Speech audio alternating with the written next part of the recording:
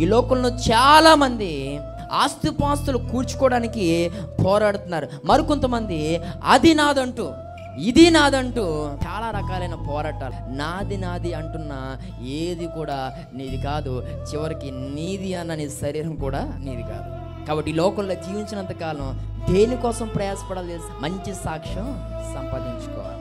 నీ ఆరోగ్యం పాడైనా పర్లే, నీ సాక్ష్యం, నీ ఆస్తిపాస్తులు పాడైనా పర్లే, నీ సాక్ష్యం పాడవకూడదు. నువ్వు చనిపోయినా బ్రతికుండేది ఏది అని అంటే సాక్ష్యమే.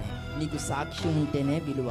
ఈరోజు నువ్వు పని చేసే చోట, నువ్వు ఉద్యోగం చేస్తున్న చోట, ఈరోజు నువ్వు ఎక్కడ చదువుతున్నావో ఆ స్కూల్లో, ఆ కాలేజీలో నీ భార్య దగ్గర సాక్ష్యం, నీ భర్త దగ్గర సాక్ష్యం, తల్లిదండ్రుల దగ్గర సాక్ష్యం, ఇలా మనము ఈ సాక్ష్యం సంపాదించుకోవడానికి మనం ప్రయాసపడగలిగితే దేవుడు ఖచ్చితంగా నీ యొక్క జీవితాన్ని అభివృద్ధి చేస్తాడు.